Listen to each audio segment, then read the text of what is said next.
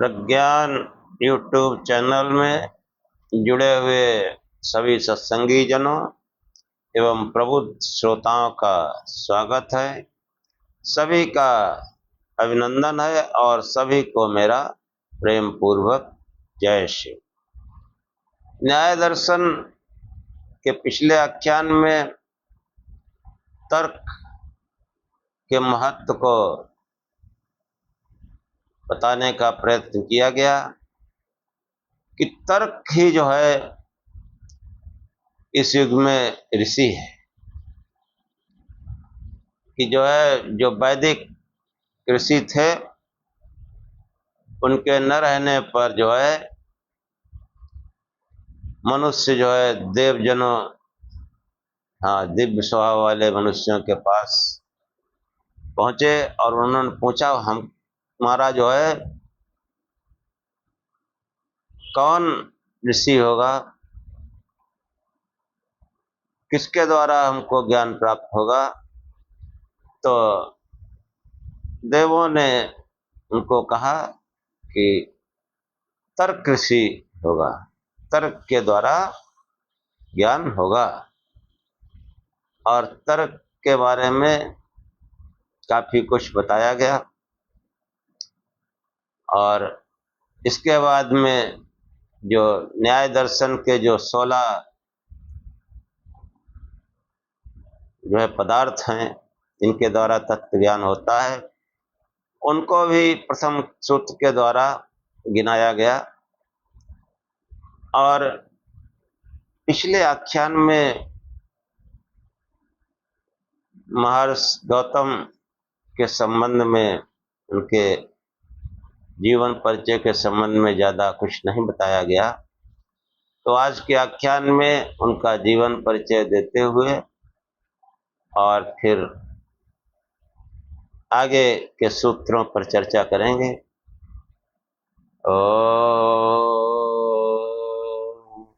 असतो मा सद्गमय तमसो मा ज्योतिर्गमय मृत्योर्मामृतं गमय। हे परम गुरु परमात्मा, मुझे असत्य से सत्य की ओर ले चलो, अंधकार से प्रकाश की ओर ले चलो तथा मृत्यु से अमरता की ओर ले चलो।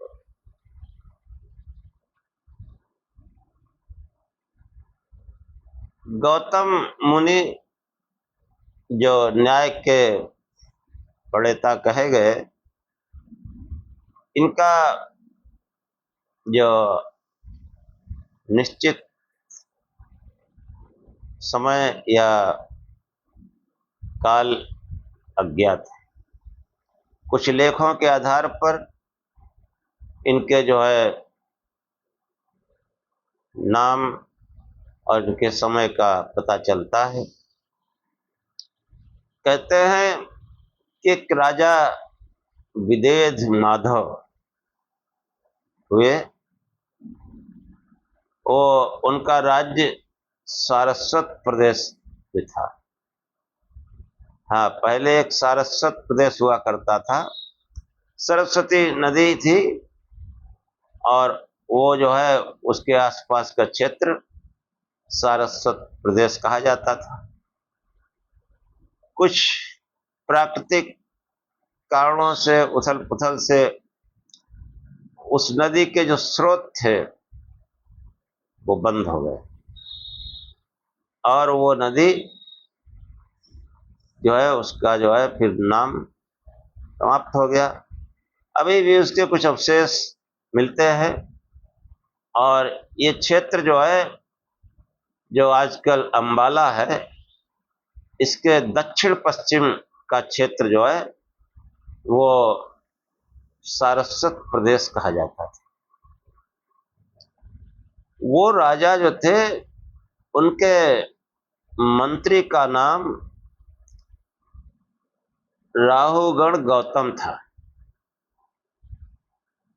मंत्री कहो, राजपुरोहित कहो, राजगुरु कहो। राहुगण गौतम का नाम वेदों में भी आता है, वेद मंत्रों में। तो ये जो गौतम जो है ये एक तरह का सरनेम है। हाँ, जैसे लोग अपने नाम के आगे सरनेम लगाते हैं, तो इसी प्रकार जो है ये गौतम के नाम पर जो है ये दर्शन चल रहा है। ये वास्तव में ये वास्तविक नाम नहीं, ये सरनेम है। जैसे आजकल कोई वर्मा, शर्मा, हाँ, मिश्रा, सिंह, चौहान, गुप्ता, ऐसे सरनेम लगा लेते हैं। ऐसे ही ये सरनेम था। तो जब उस सरस्वती नदी, उसके निशान मिलते हैं हरियाणा में, अभी भी उसके निशान मिलते हैं। हाँ, पानी नहीं है लेकिन उसका अस्तित्व भी है। तो वो जो है राजा ने सोचा, जब नदी पानी नहीं है तो जीव का दिक्कत होने लगी समाज को। तो राजा विदेह माधव ने जो है अपने जो है आचार्य से सलाह की कहीं अन्यत्र रहा जाए। तो राजा ने कहा चलो पूरब की ओर चलते हैं, क्योंकि पश्चिम में जो है पास पास में जो है तमाम शहर बसे हुए थे, तो वहां बड़ा भूभाग मिल नहीं सकता था खाली। और जो उत्तर का भाग था वो पर्वतीय और उबड़ खाबड़ जमीन थी, और जो दक्षिण का भाग था वो भी सब ऊसर बंजर टाइप का था। तो वो पूरब की दिशा में चले, कौशल देश को पार कर। एक उस समय जो नदी थी सदा नीरा, उसमें हमेशा जल रहता था, और उस नदी को किसी ने पार नहीं किया। जिसने पार किया वो लौट के नहीं आया। ऐसा उस समय प्रचलन था कि इस नदी को जो पार करता है वो लौट के नहीं आता। तो ये कहा जाता था कि उस नदी में दलदल है, और नदी के पार भी जो क्षेत्र है उसमें भी दलदल है। उस दलदल में फंस करके आदमी निकल नहीं पाता दलदल से। तो वर्तमान में जो है वो सदा नीरा जो नदी है वो गंडक नदी के नाम से जानी जाती है। तो राजा अपने जो है दरबारियों समेत तमाम पब्लिक के साथ वहां पहुंचे, और राजा ने कहा बहुत पुरानी बात हो गई, दलदल रहा होगा पहले, अब नहीं होगा। अब हमको लगता है क्षेत्र रहने लायक हो गया होगा, और चलो इसको नदी को पार करते हैं। तो नदी पार किया, और पार किया तो वो जो है वाकई वो दलदल खत्म हो गया था। गंडक नदी में आज भी जहाँ पानी है वहां नीचे कीचड़ रहता है। ऐसा गंडक नदी के बारे में प्रसिद्ध। तो वो जो है जो क्षेत्र था बहुत बड़ा भूभाग, वहां कोई जाता ही नहीं था मारे डर के।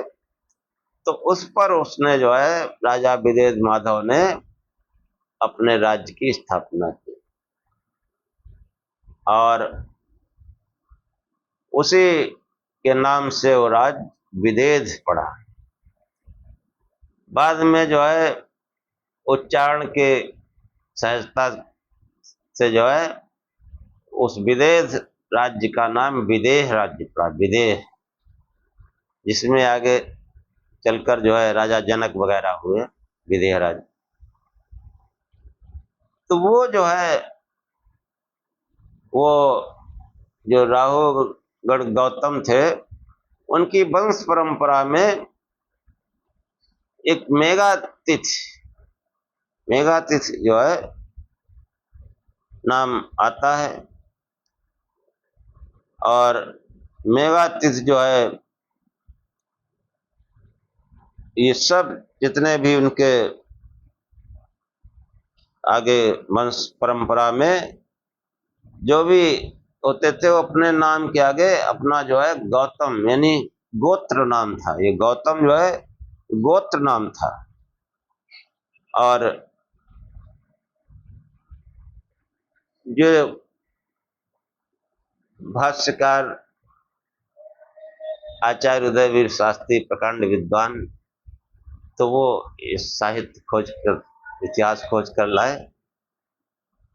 तो एक संस्कृत में भास नाम के कवि हुए, बहुत बड़े कवि हुए, नाटक वगैरह लिखते थे।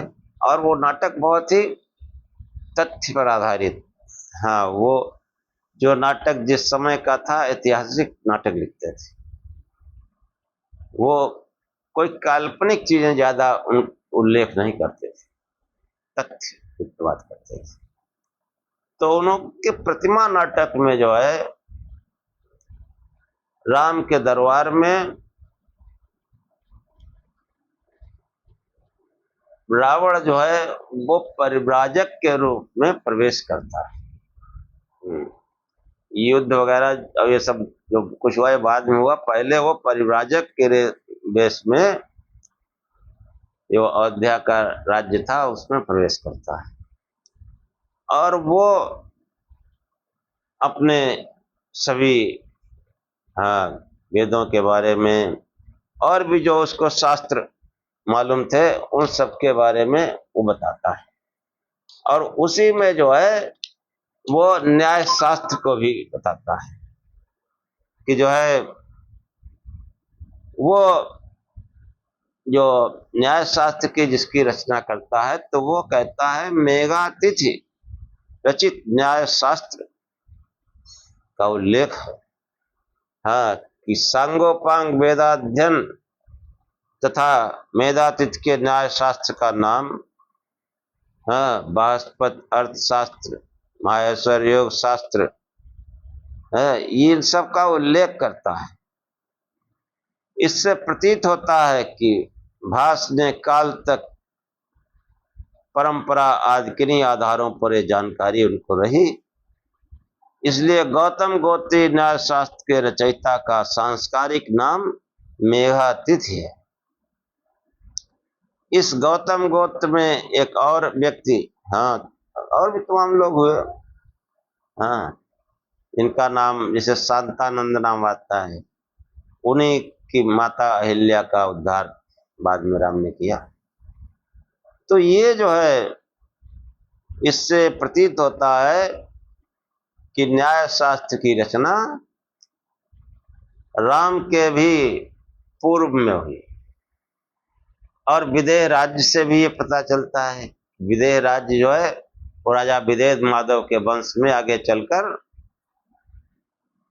राजा जनक हुए, जो उस विदेह राज्य के शासक थे। इसी कारण उनको विदेह कहा गया, और कुछ नहीं।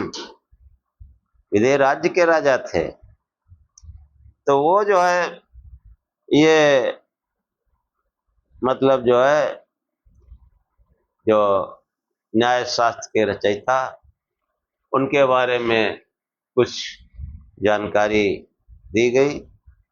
और इसके बाद जो न्याय शास्त्र का जो प्रथम सूत्र बताया गया कि जो है वो जो 16 पदार्थ हैं उनके बारे में चर्चा की गई कि वो कौन से 16 पदार्थ हैं।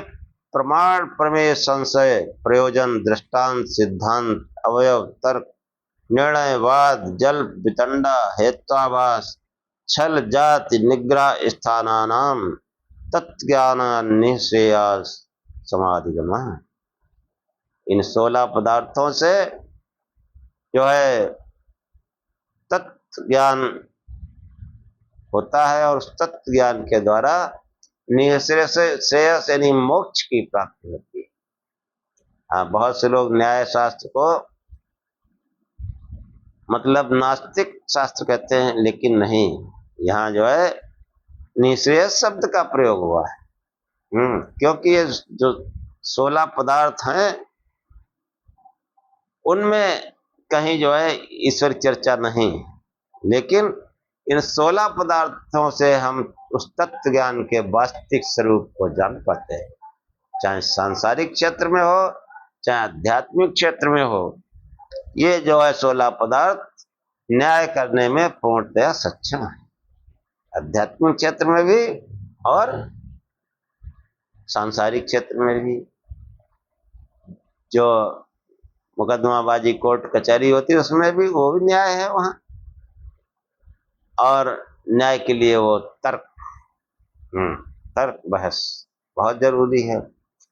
तो तर्क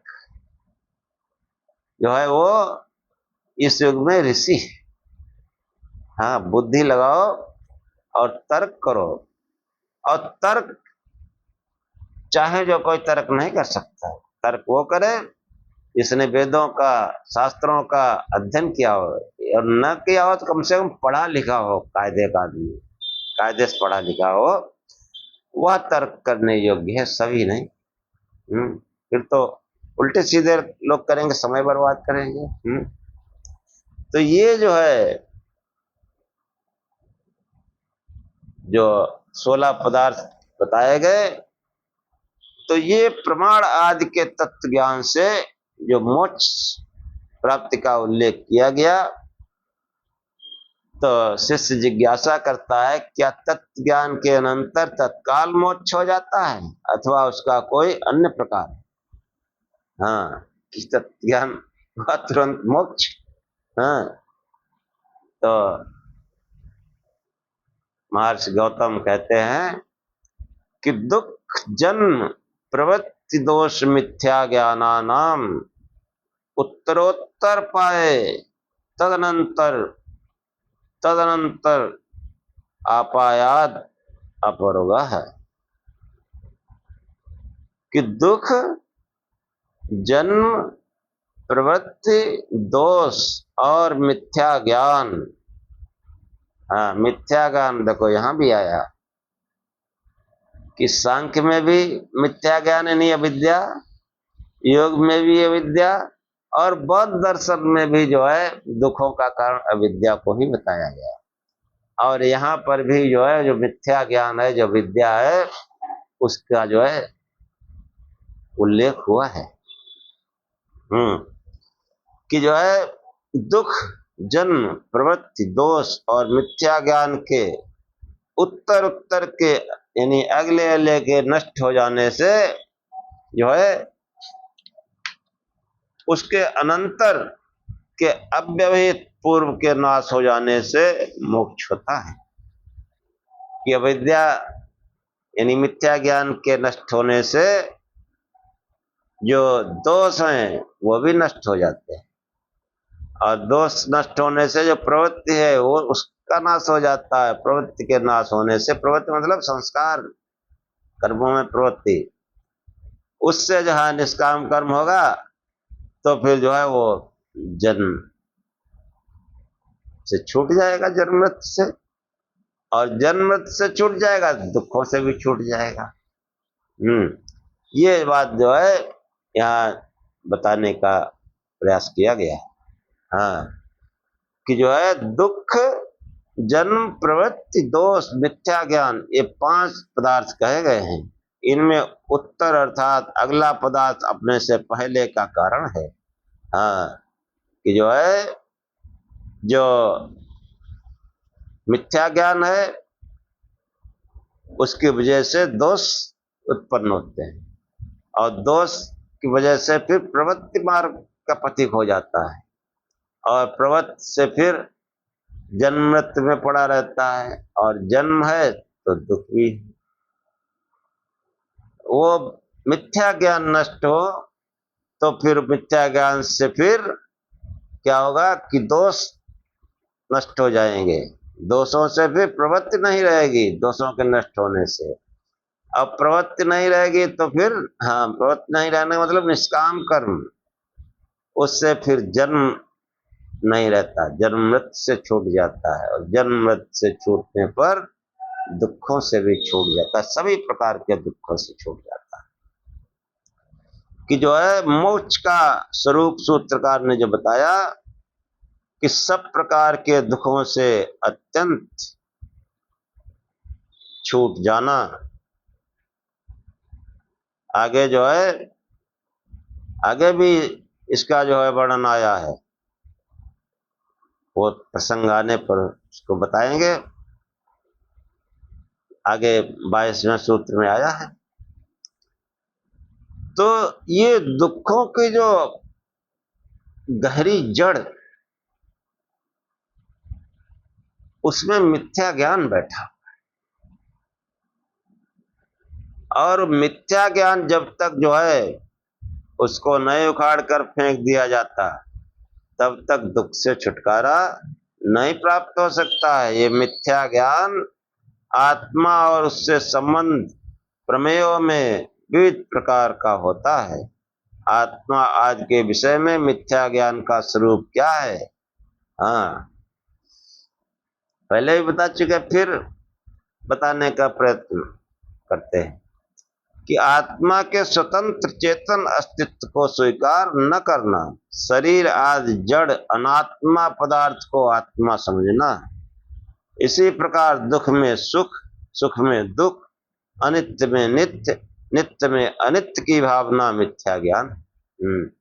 वही जो है अविद्या का ही वर्णन है लाइनों में, कि अविद्या के बारे में क्या कहा गया कि अनित्य, अशुचि, दुखानात्मसु, नित्य, शुच, सुखात ख्यातिर अविद्या, कि जो है अनित्य में नित्य की भावना, दुख में सुख की भावना, और अपवित्र में अपवित्र कामों में पवित्रता की भावना, तथा अनात्म वस्तुओं में आत्मा की भावना, यही मिथ्या ज्ञान, इसी को अविद्या कहा गया। हाँ, कि जो रक्षा करने में सर्वथा असमर्थ है उसको रक्षक समझ लेना, जैसे शक्तिमान की तथा कथित कल्पित प्रतीक रूप आकृत व प्रतिकृत में रक्षक की भावना होना मिथ्या ज्ञान है। हाँ, कि प्रतिकृत कोई मूर्ति लगा ली, अब वो हमारी रक्षा करेगी, यही मिथ्या ज्ञान है। और इसी मिथ्या ज्ञान से वो तमाम मंदिर टूट गए मुगल काल में। हाँ, मोहम्मद गौरी आया और मोहम्मद गजनवी आया, उसने सोमनाथ मंदिर तोड़ डाला। वहां इतने पंडा पुजारी थे कि वही लड़ भिड़ते, तो फिर भाग जाता हो। लेकिन वो मिथ्या ज्ञान था कि ये मूर्ति जो है ये रक्षा करेगी, यही सर्वशक्तिमान है, और कुछ नहीं हुआ। वो मूर्ति उसने खंडित कर दी, मंदिर तहस नहस कर दिया। हाँ, और वो दर्द आज भी इतनी पीढ़ियों के बाद बना हुआ है, आज भी प्रत्येक सनातनी के अंदर वो दर्द बना हुआ है। और इसके मूल में क्या? वो मिथ्या ज्ञान, कि जो है जो शक्तिमान की तथा कथित कल्पित प्रतीक रूप आकृत व प्रतिकृत में रक्षक की भावना होना मिथ्या ज्ञान है। भयावह पदों में भयहीनता की भावना तथा घृणित निंदित प्रसंगों को अभिनंदनीय समझना भी मिथ्या ज्ञान है। कि हम जो है तमाम भय और दुख लाने वाले प्रवाहों को उधर आकर्षण रहता है, ये भी मिथ्या ज्ञान है। तमाम ऐसे कार्य हैं जो हमको अपवित्र करते हैं, फिर भी हम करते हैं, ये मिथ्या ज्ञान है। तो ये जो है ऐसे ही त्याज्य को ग्राह्य और ग्राह्य को त्याज्य समझना मिथ्या ज्ञान है। यह आत्मा एवं तत्संबंधी भावों में मिथ्या ज्ञान का स्वरूप बताया गया। और प्रवृत्ति आदि के विषय में मिथ्या ज्ञान, जिसे प्रवृत्ति आया कि जन्म दुख, जन्म प्रवृत्ति, मिथ्या ज्ञान। तो मिथ्या ज्ञान के बाद में फिर क्या है? उत्तरोत्तर नाश है। पहले मिथ्या ज्ञान नाश हो, अब प्रवृत्ति का नंबर आया। कि मिथ्या ज्ञान का नाश कैसे होगा? जो नित्य है उसमें नित्य की भावना करें, अनित्य में नित्य की भावना न करें। जो जन्म मृत्यु है, भौतिक पदार्थों से बना है, 17 स्तंभ से जो बना है, जो परिणामी तत्व है उसको जो है अपरिणामी समझना। जो अनित्य है, बराबर बदलता रहता है, बचपन जवानी बुढ़ापा है, देहधारी है, उसको नित्य चेतन आत्मा समझना, ये मिथ्या ज्ञान है। सांसारिक भोगों में आसक्त होना, जिससे जो है, जिसमें हम सुख समझ रहे हो, अंततः हमको दुख दुख देते हैं, ये मिथ्या ज्ञान है। बहुत से लोग, उनको अपवित्र कार्य में ही आनंद मिलता है, सुख मिलता है। कि वो जो है तमाम सांसारिक बातें, विषयों की बातों में उनको रस आता है। भजन ध्यान जो पवित्र करने वाली वस्तु है, उसमें उनको नीरसता मालूम पड़ती है। ये मिथ्या ज्ञान है। और जो अनात्म पदार्थ हैं, जो अनात्म वस्तुएं हैं, उनको आत्मा समझना, शरीर देह आदि जो है, उनको आत्मा समझना, ये मिथ्या ज्ञान है। हाँ, किसी शरीरधारी को, जन्म मृत्यु वाले को ईश्वर समझना, ये मिथ्या ज्ञान है। और इस मिथ्या ज्ञान से जो है फिर प्रवृत्ति आदि के विषय में मिथ्या ज्ञान कैसे है कि इससे वाणी, मन और शरीर द्वारा कोई कार्य करना प्रवृत्ति है। यह पूर्वकृत कर्मों के सहयोग से हुआ करती है। इस विषय में ऐसी भावना कि कर्म कोई नहीं और न कर्म फल कुछ है, सब प्रवृत्ति आकस्मिक एवं नैसर्गिक होती रहती है, प्रवृत्ति विषयक मिथ्या ज्ञान है।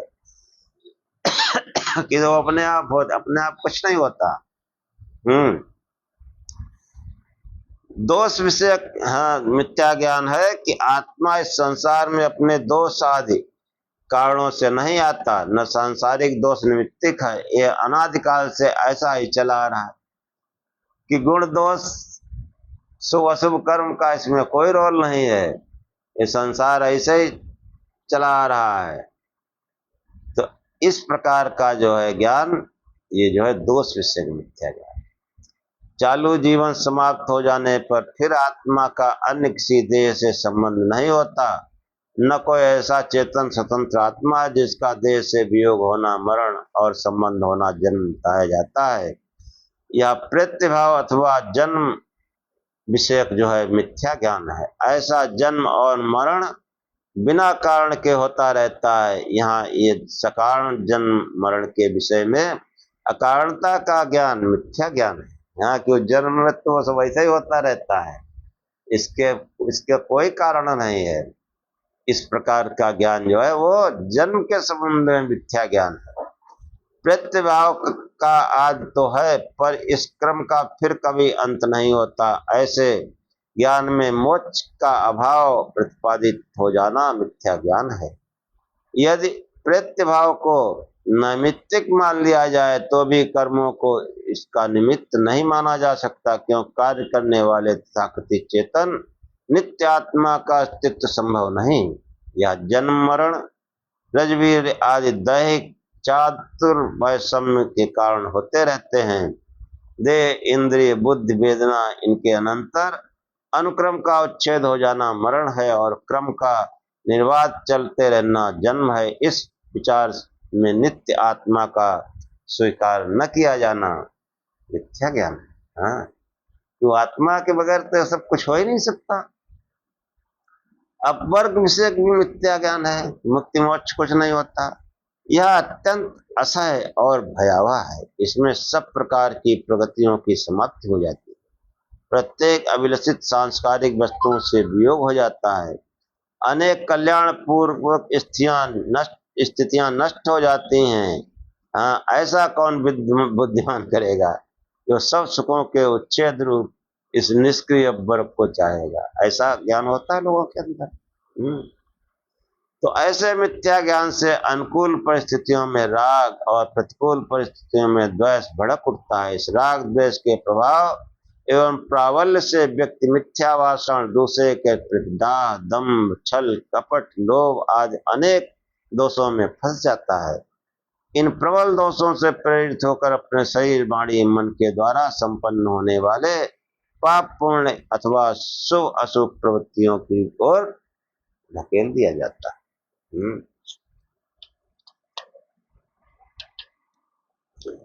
जब प्रवृत्ति पाप व अशुभ कार्यों की ओर झुकी रहती है, तब व्यक्ति शरीर से हिंसा, चोरी, प्रतिषिद्ध, मैथुन आदि का आचरण करता है। वाणी से मिथ्या भाषण, कठोर वचन बोलना, चुगलखोरी, असंबद्ध प्रलाप आदि करता रहता है। मन से दूसरों के प्रति दूसरे के धन को अन्याय से हटने की चाहना तथा नास्तिकता आदि का पोषक बन जाता है। ये पाप रूप प्रवृत्ति अधर्म को बढ़ाती है।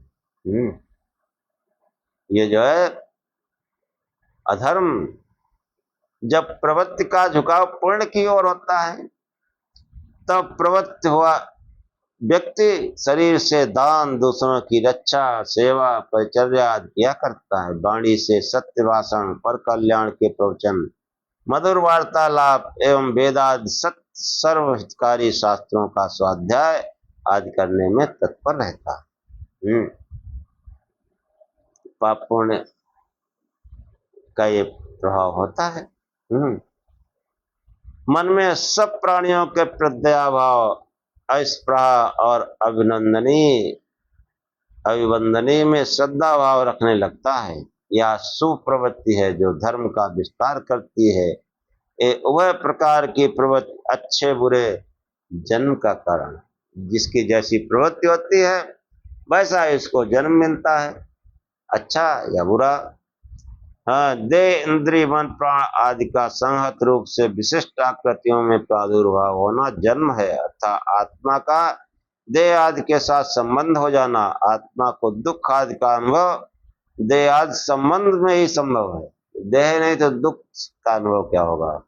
अतः जन्म को दुख का कारण कहा गया। प्रतिकूल अनुभवों से जनित स्थिति का नाम दुख है, जिसको बाधा, पीड़ा, ताप आदि नामों से व्यवहृत किया जाता है।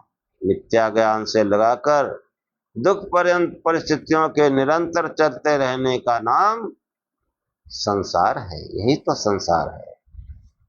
जब तत्व ज्ञान हो जाने पर मिथ्या ज्ञान का नाश हो जाता है, तब मिथ्या ज्ञान के नाश से होने वाले दोष स्वतः विलीन हो जाते हैं।